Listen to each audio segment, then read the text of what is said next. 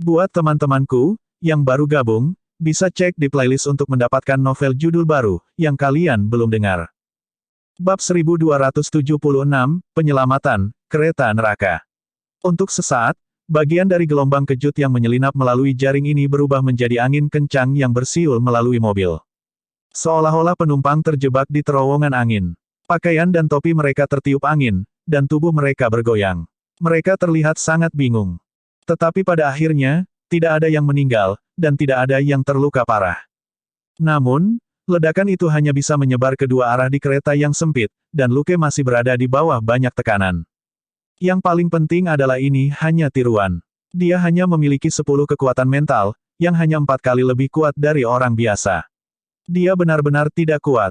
Karena kuantitasnya tidak cukup, dia hanya bisa menebusnya dengan kualitas. Perbedaan terbesar antara dia dan manusia super adalah bahwa dia memiliki kemampuan penelitian Tony. Sang Taipan tidak sepenuhnya maha kuasa, tetapi dia telah bermain-main dengan mobil sport, rudal, dan baju besi sejak dia masih muda. Dia benar-benar yang terbaik dalam aerodinamika dan mekanika fluida. Ditambah dengan program AI, Luke telah lama menghitung dan merancang beberapa model untuk mengadaptasi telekinesis untuk berbagai situasi. Ada lebih dari satu cara untuk menangani ledakan. Saat ini, dia tidak menggunakan telekinesisnya seperti perisai pelindung, tetapi terutama untuk menyebarkan energi sehingga sebagian besar energi dari ledakan tersebar ke sekeliling. Manusia super lain dengan telekinesis mungkin bisa melakukan pekerjaan rumit semacam ini setelah 8-10 tahun mengasah, tapi tubuh mereka adalah kelemahan terbesar. Dalam menghadapi ledakan seperti itu, kebanyakan manusia super harus menghabiskan banyak energi untuk melindungi diri mereka sendiri. Jika tidak, mereka akan terluka atau terpanggang. Luke, di sisi lain, mengandalkan pertahanan kuat dari kostum Batman-nya, dan tidak perlu menggunakan telekinesis untuk melindungi tubuhnya, setelan itu memblokir api dan gelombang kejut, dan dia tidak mengalami cedera sama sekali. Tetapi efek samping dari metode ini juga terlihat. Sebagian besar dampak besar dari ledakan itu ditransfer ke setengah gerbong kereta oleh telekinesis, menyebabkannya tidak hanya berderit, tetapi juga membangun momentum. Kereta api, yang seharusnya melambat, dipercepat. Saat memasuki stasiun, udara yang bergejolak di terowongan kereta bawah tanah sekarang memiliki ruang untuk melarikan diri. Dengan gemuruh yang keras, gerbong kereta itu keluar dengan api yang mengamuk, seperti kereta api dari neraka. Gerbong kereta di depan tidak dapat menahan percepatan yang tidak teratur, dan sepasang roda memutar keluar rel. Kereta bawah tanah segera tergelincir. Karena inersia di depan dan gelombang kejut di belakang, dua mobil terakhir berjuang dan memutar sebelum tergelincir dengan suara melengking logam yang tidak menyenangkan dan menyapu stasiun kereta bawah tanah secara miring. Itu adalah hal yang baik bahwa orang-orang di stasiun kereta bawah tanah berkumpul di pintu keluar, atau banyak orang akan terbunuh atau terluka. Orang-orang yang meninggalkan stasiun kereta bawah tanah menoleh ke arah keributan itu. Bahkan John dan Zeus, yang bertanggung jawab, terdiam sejenak. Ketika mereka melihat kereta neraka keluar, mulut mereka ternganga kaget. Kurang dari 5 detik kemudian, semua orang ketakutan. Dua gerbong terakhir terlempar dan terguling di tanah. Mereka menyapu stasiun kereta bawah tanah dan menuju, tepat ke pintu keluar. Rambut John berdiri tegak saat dia meraung, "Lari! Lari! Jangan berdiri di sekitar." Seolah terbangun dari mimpi, sekitar 20 orang di pintu keluar stasiun berlari. Bahkan seorang pria muda dengan tongkat penopang sedang melaju kencang. Kakinya yang baik dan tongkatnya bekerja sama dengan sempurna saat dia menaiki tangga dengan panik. John dan Zeus, bagaimanapun, merasa kedinginan. Sudah terlambat. Gerbong kereta bergerak terlalu cepat, dan gangguan sesaat itu terlalu fatal. Setidaknya setengah dari 20 orang tidak akan bisa melarikan diri. Mereka hanya bisa berdoa agar mobil berhenti saat mereka berlari. Tetapi ketika mereka melihat percikan api terbang ketika kedua mobil itu menggores tanah dan tidak melambat sama sekali, mereka tahu bahwa ini hanya angan-angan. Pada saat itu, bayangan gelap menerobos jendela salah satu mobil. Berbalik, sosok itu mengerahkan kekuatan dengan kedua tangannya, dan api putih menyembur keluar dari punggungnya saat dia mendorong mobil-mobil itu. John dan Zeus berseru dalam hati. Mereka telah menonton berita dan video Batman berkali-kali, tetapi kebanyakan tentang dia menyelamatkan beberapa orang dan memukuli beberapa penjahat. Semua orang mengatakan bahwa kemampuan tempur Batman memang luar biasa, tapi dia mungkin bukan manusia super. Baru pada saat inilah mereka tiba-tiba teringat bahwa orang ini sepertinya sangat akrab dengan Iron Man. Jadi, Itu sebenarnya armor yang dia kenakan yang sangat kuat. Api putih padam setelah satu ledakan, itu hanya untuk membantu Luke menyesuaikan postur dan waktu pendaratannya. Pada saat itu, tangan Luke sudah berada di tempatnya, dan dia menguatkan dirinya dengan kakinya. Dengan gemuruh, batu bata di bawah kakinya hancur, dan dia membajak parit yang dalam ke tanah.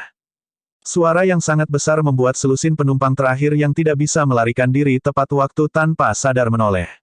Ini mirip dengan bagaimana Anda selalu membuang waktu ketika Anda dikejar dengan berbalik untuk memeriksa situasi di belakang Anda. Tapi mereka tetap melakukannya, dan mau tidak mau berhenti.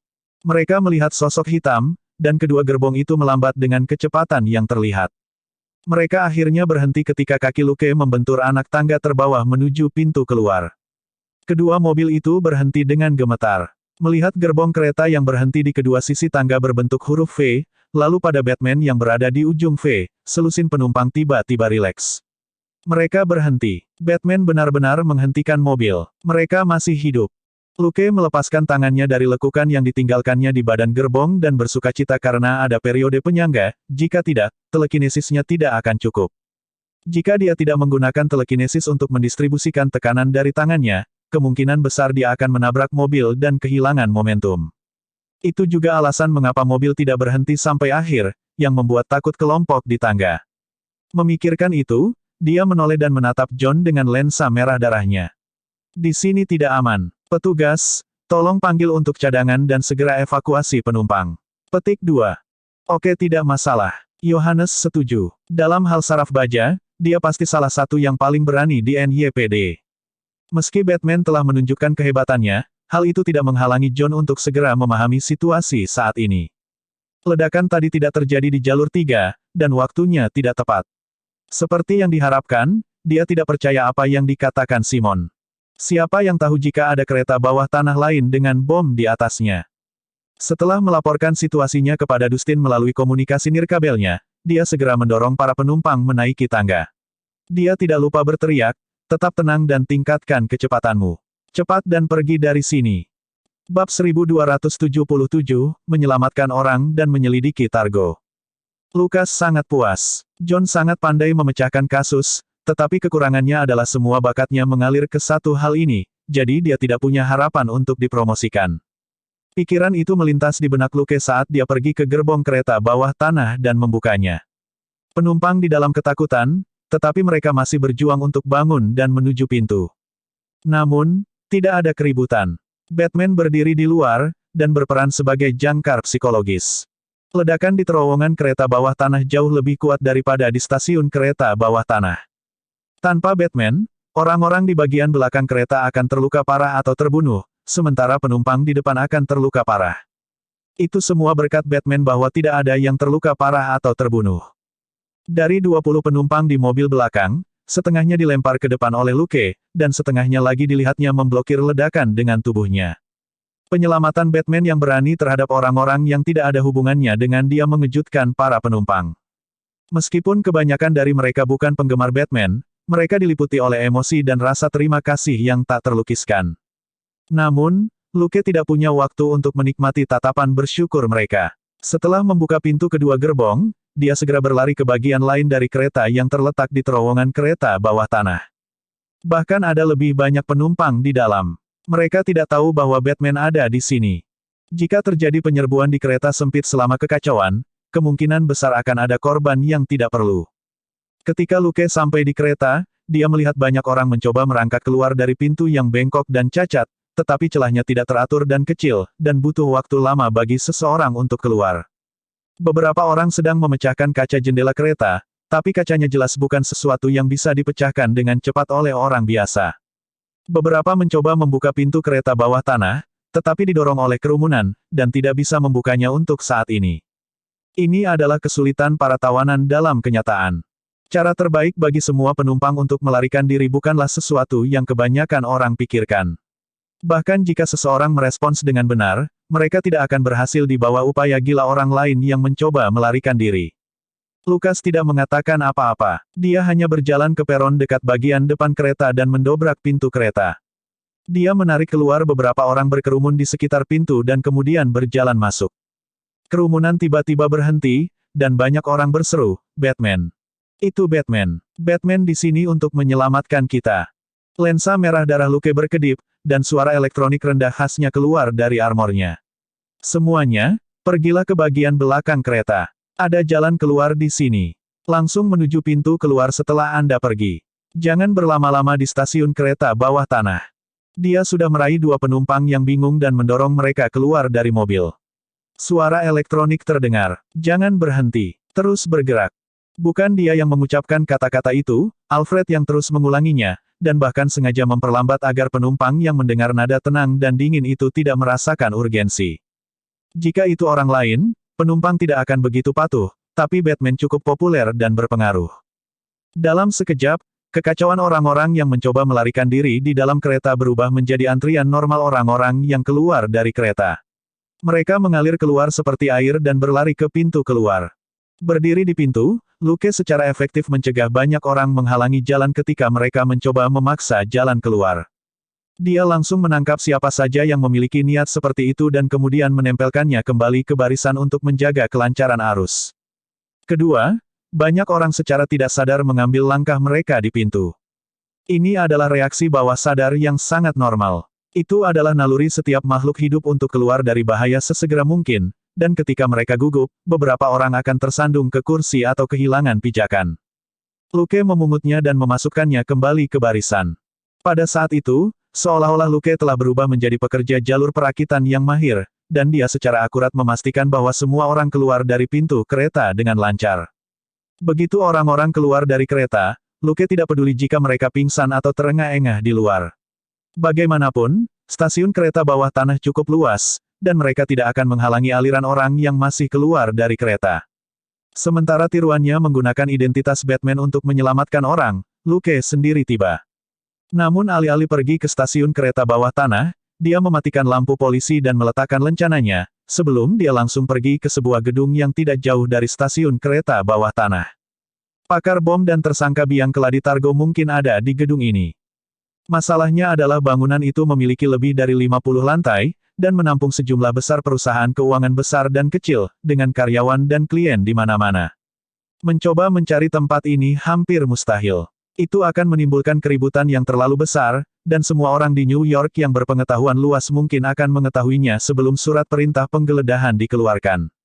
Selain itu, hampir tidak ada kesempatan untuk mendapatkan surat perintah penggeledahan. Bahkan FBI dan Homeland Security bisa mengunci gedung hanya dalam keadaan darurat. Luke tahu bahwa Targo ada di sini, tetapi dia tidak bisa melaporkannya. Itu karena umpan pengawasan yang dia pantau adalah saluran rahasia milik perusahaan swasta. Itu adalah sesuatu yang telah dia atur sebelumnya, dan dia tidak dapat mengungkapkan saluran informasi ini. Juga, dia tidak berencana untuk menangkap orang ini untuk saat ini. Sekarang para penjahat sedang bergerak, Targo, sebagai pemimpin mereka, akan berhubungan dekat dengan anak buahnya. Jika dia tertangkap, orang-orang itu akan segera merasakan ada sesuatu yang salah. Ini semua adalah teroris yang telah membuktikan kekejaman mereka dengan 10 bahan peledak. Jika pemimpin kelompok mereka benar-benar ditahan, mereka hanya bisa mengancam akan meledakkan bom jika dia tidak dibebaskan, dan polisi mungkin tidak punya pilihan selain mematuhinya. Inilah mengapa teroris lebih merepotkan, karena pilihan yang mereka buat pada saat-saat tertentu jelas berbeda dari apa yang akan dilakukan penjahat biasa. Mereka yang berada di bawah khususnya yang telah dicuci otaknya akan jauh lebih rentan untuk bertindak sembrono jika mereka kehilangan pemimpin mereka. Saat Luke merenungkan ini, dia dan Selina menaiki tangga. Mereka tidak berani naik lift. Orang normal akan naik lift langsung ke lantai yang mereka inginkan, dan tidak akan berhenti di setiap lantai. Keamanan akan selalu menjadi yang paling ketat di sekitar pemimpin teroris, jika tidak, akan terlalu mudah untuk menjatuhkan grup ke sumbernya. Targo ini bukan penjahat yang tidak berpendidikan. Dari panggilan Simon dan gangguan yang kuat ketika mencoba melacak sinyal, para penjahat ini sangat waspada dan akrab dengan cara kerja polisi dan FBI. Luke dan Selina tidak bisa mengambil risiko mengekspos diri mereka ke kamera pengintai di gedung karena sangat mungkin pihak lain juga memantau tempat ini. Saat mereka menaiki tangga, zona merah pada model 3D bangunan yang diproyeksikan ke lensa mereka berubah menjadi hijau. Siput kecil telah mengesampingkan sebagian besar zona, dan tidak dapat menentukan apakah Targo berada di zona merah yang tersisa. Mini drone yang telah dilepaskan sebelumnya menyusup ke area ini satu persatu. Drone mini yang dulunya sekecil burung walet ini kini memiliki fungsi kamuflase optik. Mereka terbang diam-diam di dalam gedung tanpa ada yang memperhatikan. Bab 1278, Hubungan antara John dan Simon. Saat mereka menyelidiki gedung itu, Dustin mengirimi mereka pesan, FBI dan keamanan dalam negeri ada di sini. Aku di mobil mereka. Luke tidak terlalu terkejut. Ledakan di Wall Street sebelumnya berada di lokasi yang terlalu sensitif. Juga, itu membuktikan bahwa, permainan, Simon bukan hanya untuk pertunjukan. Memang ada pengaturan lanjutan yang bisa dipicu kapan saja. FBI dan keamanan dalam negeri tidak bisa duduk diam lagi. Jika ini terus berlanjut, bahkan jika mereka tidak harus bertanggung jawab penuh, orang yang bertanggung jawab tetap tidak akan mampu menanggung konsekuensinya. Tidak peduli apa yang dipikirkan oleh para petinggi, tetapi orang-orang yang bertanggung jawab atas dua organisasi di New York ini tidak memiliki keberanian untuk disalahkan, dan akhirnya datang mengetuk. Luke hanya mengirim pesan ke Dustin untuk mengaktifkan fungsi panggilan internet di ponselnya sehingga dia bisa mendengarkan. Sebenarnya, Luke telah memodifikasi ponsel yang dia berikan kepada Dustin. Secara alami, apapun yang melewati tangannya, dia bisa meretas dan mengaktifkan dirinya sendiri. Tapi Dustin adalah temannya, dan Luke tidak akan melakukannya tanpa izin kecuali benar-benar diperlukan. Di sisi lain, Dustin bangkit dan menelepon salah satu anak buahnya. Ketika dia menutup telepon setelah mengucapkan beberapa patah kata, dia membiarkan teleponnya menyala. Memasukkannya kembali ke sakunya, dia melambai pada John dan Zeus. Di sini, John dan Zeus berada dalam keadaan yang menyedihkan. Mereka tertutup debu dan terlihat kelelahan saat Dustin memanggil mereka. Sangat disayangkan bahwa semua orang di van logistik yang luas ini memiliki hati yang keras. Mereka tidak peduli betapa kerasnya penampilan keduanya. Mereka langsung ke pokok permasalahan dan menanyakan apa yang mereka ketahui tentang teroris. Saat Luke mencari Targo, dia mendengarkan percakapan di van logistik, dan mengerutkan bibirnya.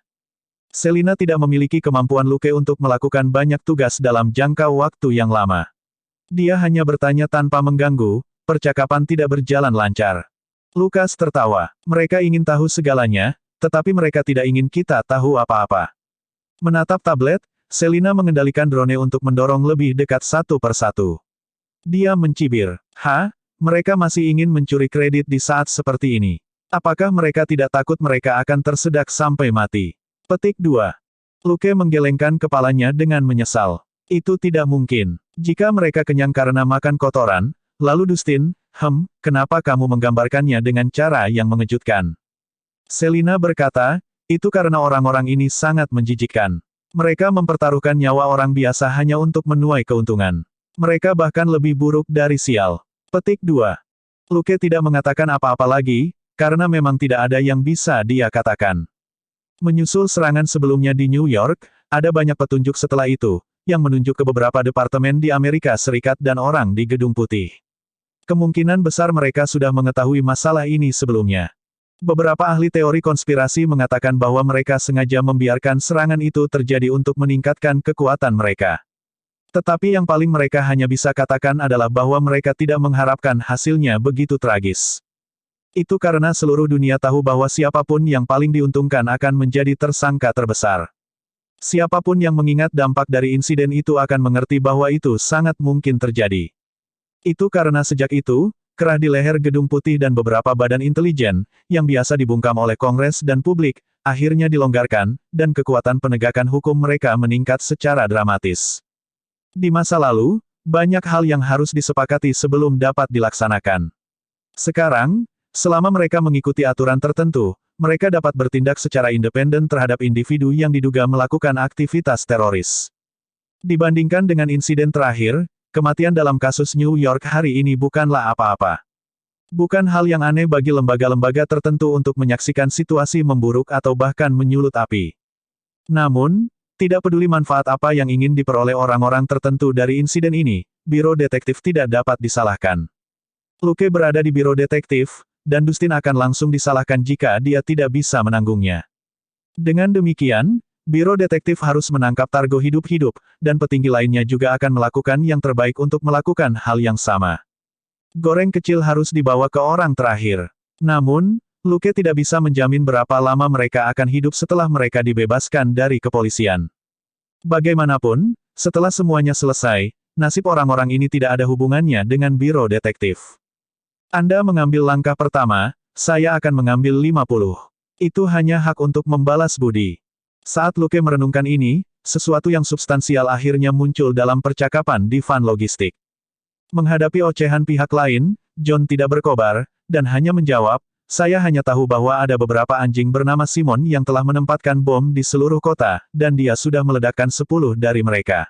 Bagaimana saya tahu mengapa dia terpaku pada saya? Ketiga pria itu berbalik dan saling memandang. Pria tertua, yang berusia sekitar 50 tahun, berasal dari FBI. Dia mengangguk pada dua pria parubaya lainnya yang berusia sekitar 40 tahun, satu Afrika Amerika dan satu bule. Pria bule dengan kacamata berbingkai emas itu berasal dari Homeland Security. Dia mengeluarkan sebuah file dari tasnya dan menunjukkan sebuah foto kepada mereka. Apakah kamu mengenal orang ini? John dan Zeus, yang diam sepanjang waktu, melihat foto itu dengan hati-hati dan menggelengkan kepala. Tak satu pun dari mereka mengenal siapapun dalam beberapa gambar berikutnya. Agen Afrika Amerika itu mengambil file itu dan kembali ke halaman pertama. Menunjuk pria jangkung berkacamata hitam, dia berkata, pria ini adalah Matthias Targo, seorang ahli bom yang telah melakukan terlalu banyak serangan teroris. Juga, dia biasanya mengenakan biaya untuk pekerjaannya. Kami menyebutnya teroris lepas. John menatap foto itu. Siapa wanita di sebelahnya? Pria berkacamata berbingkai emas berkata, pacarnya, Katia. Desas-desus adalah bahwa seorang agen meletakkan bom di bawah tempat tidur mereka. Pada akhirnya, Targo tidak pernah kembali, sementara Katia bertemu dengan pembuatnya. Setelah itu, agen Afrika Amerika membalik ke halaman kedua. Pria ini dari Jerman. Kabarnya, dia bertugas di unit rahasia, tetapi pihak Jerman belum mengakuinya. Namanya Peter Gruber. Kemudian, mereka bertiga menatap John, jelas menunggu jawabannya.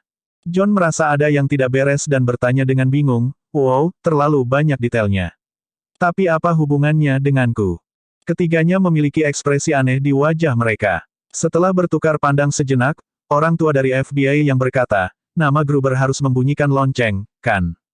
John bingung, dan Dustin mengerutkan kening. Seorang pria bermasalah dengan janggut muncul di benak John saat dia bergumam, ya, kedengarannya familiar.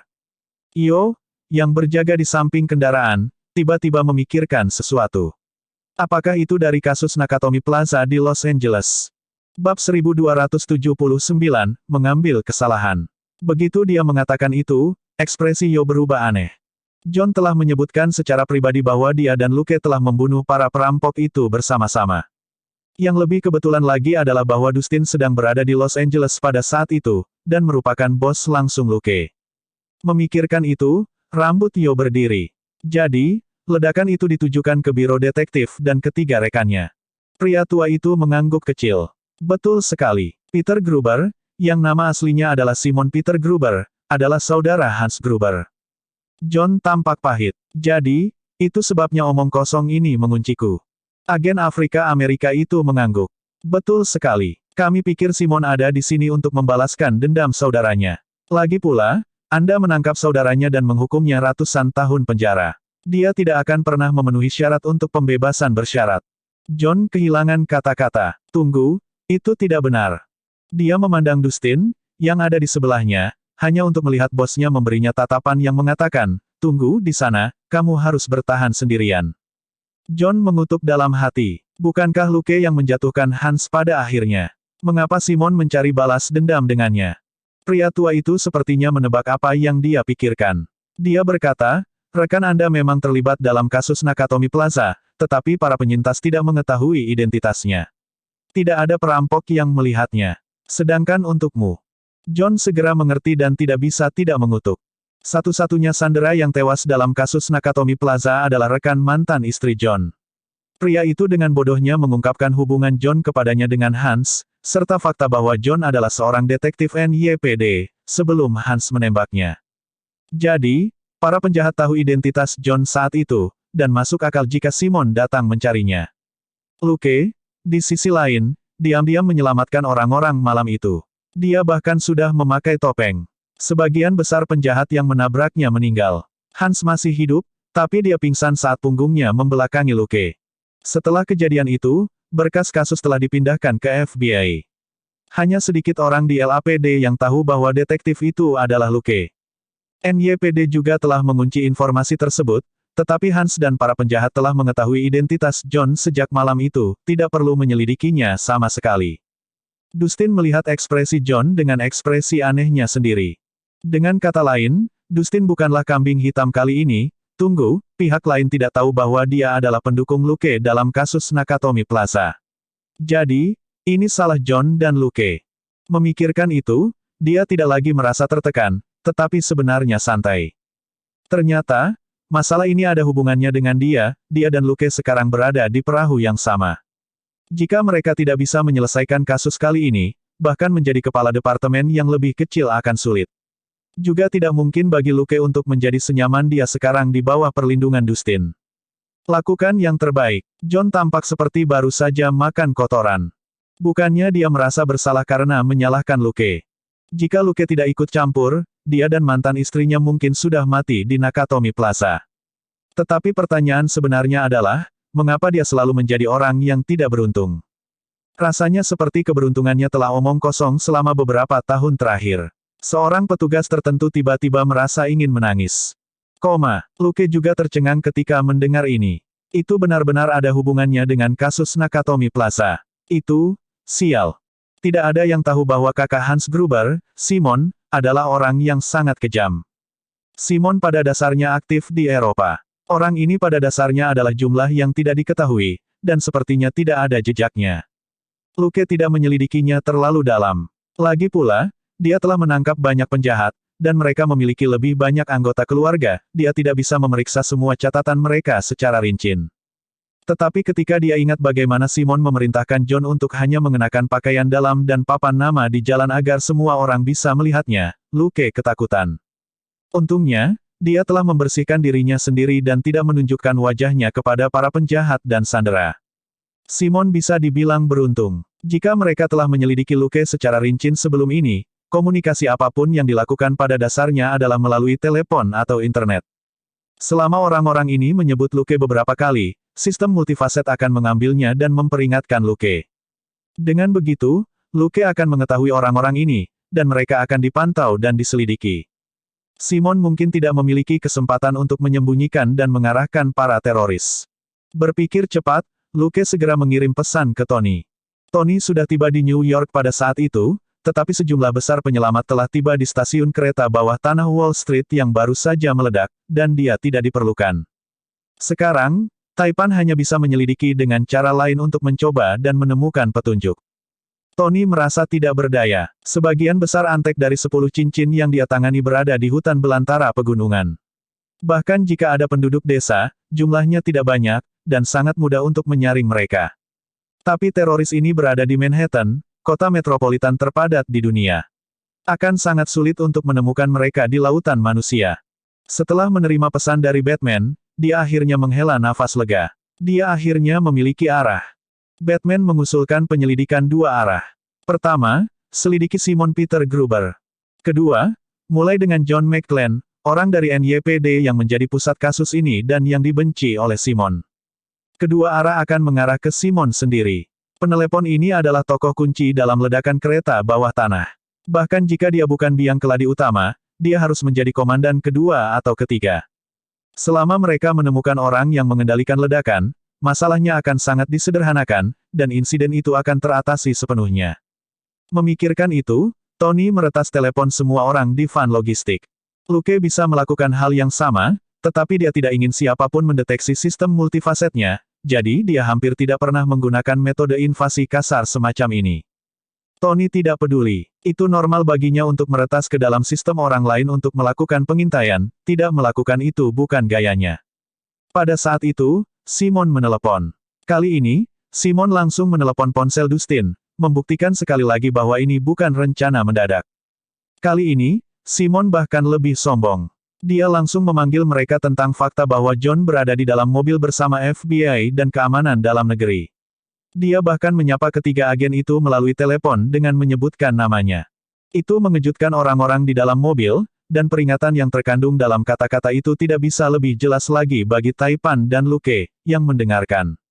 Bab 1280, Konspirasi. Tony segera mengirim pesan. Kamu ada di mana? Jika Anda berada di dekat Wall Street, Anda dapat mencoba mencari Simon. Dia mungkin ada di dekat sini sekarang, mengawasi orang-orang dari NYPD dan FBI itu. Luke tentu saja berpikiran sama. Dia hanya menjawab, oke. Tetap berhubungan.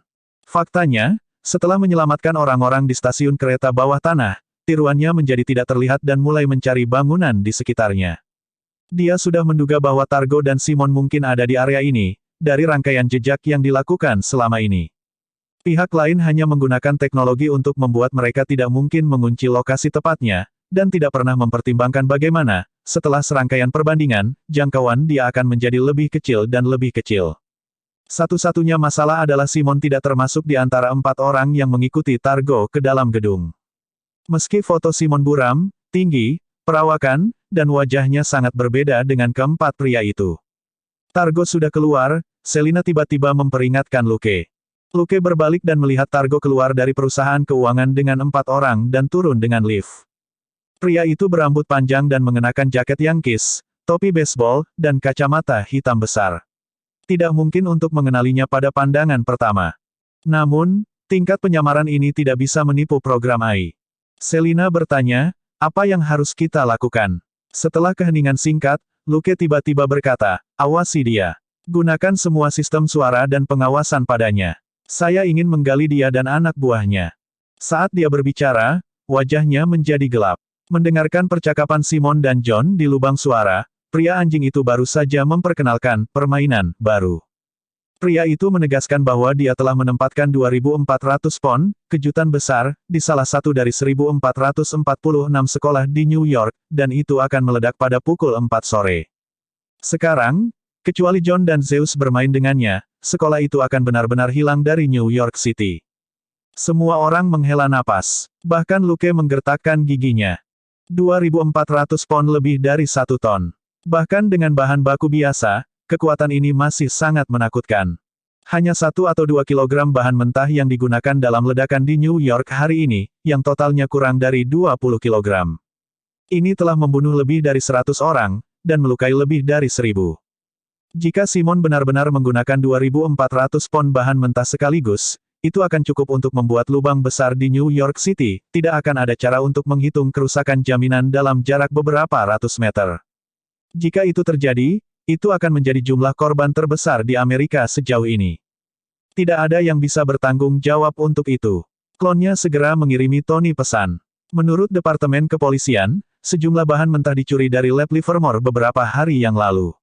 Mungkin itu yang dimiliki para penjahat. Bisakah Anda memeriksa berapa banyak yang dicuri? Petik 2. Tony tidak segera menjawab, tetapi kurang dari setengah menit kemudian, dia mengirim pesan. Itu benar, bahan baku yang dicuri dari lab berjumlah 2.437 pound. Mereka benar-benar memiliki sebanyak itu. Tony berada dalam dilema. Pihak lain telah bersiap dan memiliki rencana yang cermat. Yang lebih merepotkan adalah dia tidak bisa mengunci ponsel pihak lain secara akurat. Itu tidak mungkin. Dengan keterampilan jaringan dan bantuan Jarvis, mustahil baginya untuk tidak dapat melacak geng teroris. Ini bukan perbedaan antara 90 dan 100. Berbicara secara logis, kecuali jika teknologi pihak lain setara dengan miliknya dan juga memiliki asisten yang cakap seperti Jarvis, Tony seharusnya bisa langsung mengunci lokasi tepat lawan. Namun, dia hanya bisa melacak pihak lain hingga jarak 200 meter di Wall Street. Stasiun kereta bawah tanah tempat ledakan terjadi kebetulan berada dalam jangkauan ini. Berpikir cepat, Tony segera mengirim pesan lain ke Batman. Targetnya mungkin di Wall Street. Ledakan di stasiun kereta bawah tanah mungkin merupakan tabir asap. Lucas mengangguk setuju. Dia telah memikirkan kemungkinan ini sebelumnya, tetapi tidak terlalu percaya diri. Dia hampir 100% yakin sekarang. Baru saja, Targo yang menyamar telah turun dan berubah menjadi gang di belakang gedung, jelas menunggu seseorang. Banyak yang bisa disimpulkan dari fakta bahwa penjahat pertama ini telah berada di dekatnya sepanjang waktu. Wall Street adalah target mereka yang sebenarnya selama ini, dan semua yang mereka lakukan adalah menuju tujuan ini. Itulah mengapa Simon memainkan permainan kucing dan tikus yang berlebihan ini. Itulah sebabnya Simon berusaha keras untuk menutupi panggilannya sehingga dia tidak bisa dilacak. Sekarang, NYPD, FBI, dan Homeland Security telah berhasil dialihkan perhatiannya saat mereka fokus pada kejutan besar seberat 2.400 pon. Setidaknya ada 1.000 orang, kebanyakan dari mereka adalah pelajar, di sekolah manapun di New York. Ditambah dengan fakta bahwa kejutan besar ini mungkin menyebar hingga melibatkan puluhan ribu orang, beban ini cukup berat untuk menghancurkan semua orang. Tidak ada yang mampu untuk mengambil tanggung jawab untuk sesuatu yang begitu besar. Meskipun mereka masih penuh keraguan, mereka tidak punya pilihan selain melakukan apa yang dikatakan Simon dan fokus pada kejutan besar. Pada saat itu, tampaknya rentetan ledakan kereta bawah tanah itu semua demi memperkuat kesan pihak berwenang terhadap mereka sebagai teroris. Lagi pula, mereka sudah berani menyebabkan 10 ledakan, menyebabkan yang ke-11 bukan apa-apa bagi mereka. Inilah yang ingin mereka sampaikan kepada pihak berwenang. Itu adalah plot yang pihak berwenang tidak punya pilihan selain bermain bersama. Luke dengan cepat menyampaikan spekulasinya kepada Tony. Sang Taipan memiliki koneksi yang jauh lebih bervariasi dengan petinggi daripada Luke. Selanjutnya, Stark Industries telah memantapkan dirinya di New York dalam beberapa bulan terakhir. Titanium Phone Company telah lama menetap di New York. Luke bukan seorang Taipan. Dia tidak peduli tentang menjadi terlalu bangga untuk meminta bantuan dari bantuan eksternal yang begitu kuat. Selain itu, apa itu kebanggaan? Bisakah itu dimakan? Yang paling penting adalah menyelamatkan nyawa. Setelah menerima pesan itu, Tony hanya menjawab sesaat kemudian, saya akan meminta orang untuk membantu mencari bom itu, tetapi kita harus menemukan Targo dan Simon, atau ini tidak akan berakhir.